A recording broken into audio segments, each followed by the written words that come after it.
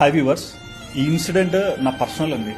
మా నాన్న రీసెంట్ గా ఇంటికి వచ్చారు. ఆయనకి ఏంటంటే ఎక్కువగా ట్రావెల్ చేయడం వల్ల గొంతు బ్లాక్ అయిపోయి సరిగ్గా మాట్లాడడం రాలేదు. ఫీవర్ కానీ హెడేక్ కానీ ఎటువంటి ఇష్యూస్ కూడా లేవు. సరే థ్రోట్ పెయిన్ ఉంది కదా, ఏదైనా హాస్పిటల్ తీసుకెళ్ళండి, ఒక ఈఎన్టీ హాస్పిటల్కి తీసుకెళ్ళండి మణికొండలో.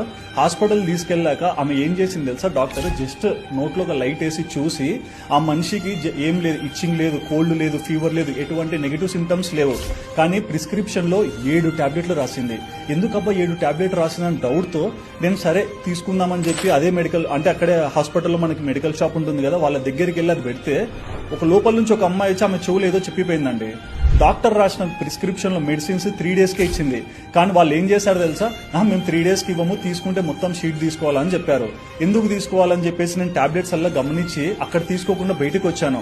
బయట ఒక డాక్టర్కి పంపించి ఏంటి ఈ టాబ్లెట్స్, జస్ట్ ఒక థ్రోట్ పెయిన్, వాయిస్ సరిగ్గా రావట్లేదు, దీనికి ఎందుకు ఇన్ని ఇచ్చిందని అడిగేసరికి వాళ్ళ ప్రిస్క్రిప్షన్ చూసి ఏం చెప్పారు తెలుసా, ఫస్ట్ టాబ్లెట్ వచ్చేసి యాంటీబయాటిక్స్ ఇచ్చింది, రెండో టాబ్లెట్ స్టిరాయిడ్ ఇచ్చింది, అండ్ మేజర్ గా ఈ 2 టాబ్లెట్స్ చేసుకుంటే గ్యాస్ ఫామ్ అవుతుందంట, గ్యాస్ తగ్గించడానికి గ్యాస్ టాబ్లెట్ ఇచ్చింది, 4th టాబ్లెట్ గ్లిజరిన్ ఇచ్చింది. ఓకే, పుక్కలిచ్చాలి లూక్ వామ్ వాటర్ లో, ఇది సెన్సిబులే. 5th టాబ్లెట్ ఏమిచ్చింది తెలుసా, కోల్డ్ లేకుంటే ఇచ్చింగ్ ఏం లేదు, కానీ ఆ టాబ్లెట్ కూడా రాసింది.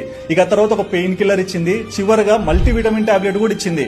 ఇవన్నీ ఇచ్చాక సరే 7 టాబ్లెట్ ఇచ్చింది కదా, తగ్గిపోతుందనే స్వభావం ఒక మనిషికి రావచ్చు. కానీ ఏం చేసింది, 3 డేస్ తర్వాత తగ్గకుంటే మళ్ళీ రండి, తర్వాత ఎండోస్కోపిక్ చేసి ఏమైనా ఇన్ఫెక్షన్ ఉంటే ఫర్దర్ ముందరికి వెళ్దామని చెప్పింది. అసలు ఆమె డాక్టరా లేకుంటే ఏంటి? అంటే ఒక మనిషి రాక హాస్పిటల్కి వస్తే ఎంత బిండుదాము, ఏం చేద్దామని ఆలోచిస్తున్నారా?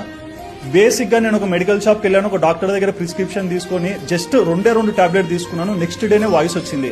కానీ ఇలాంటి హాస్పిటల్స్ నమ్మి ఎందరో క్లినిక్ కి వెళ్తుంటారు, అంటే ఆరోగ్యంగా ఉండాలని ఆశతో.